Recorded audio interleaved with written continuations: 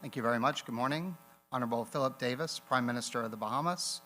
Honorable Dr. Carla Barnett, Secretary General of CARICOM. Honorable Ministers and other distinguished guests. I'd like to take this opportunity to express gratitude to the government and people of the Commonwealth of Bahamas for hosting this 13th Caribbean Week of Agriculture. Indeed, a top-notch event. These discussions come at a critical juncture in addressing food security and redoubling efforts to implement the CARICOM 25 by 25 initiative. COVID-19 truly demonstrated the fragility of food systems in the Caribbean.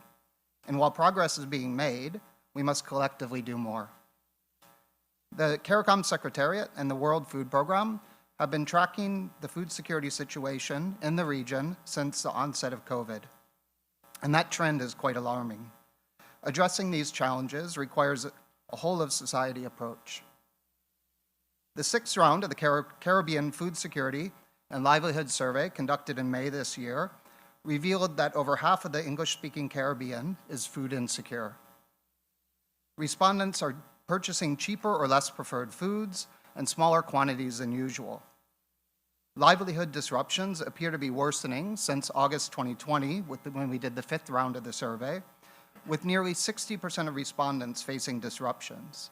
Unaffordability of inputs continues to be the main driver. Respondents involved in agriculture and fishing continue to report high cost of those inputs. We're also seeing with each successive round a growing chasm between the haves and the have-nots, risking leaving the most vulnerable populations further behind. Against this backdrop, the 25 by 25 initiative is critical to reduce imports by galvanizing support and investment in agri-food systems, ramping up production and productivity, and enhancing inter-regional trade, including addressing the issues of transport. The initiative, while it may not be a panacea, is a step towards building resilient food systems and supply chains in the region. So for the World Food Program in the Caribbean, we partner with regional institutions, international partners, and national governments to develop opportunities to strengthen disaster risk management, disaster risk finance, social protection, and food systems.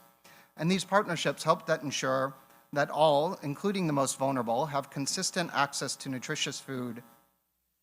As a lead agency in humanitarian logistics, we also have a unique view of the transport challenges in the region and the significance of reimagining logistics in the Caribbean to support efforts for improving food security is clear.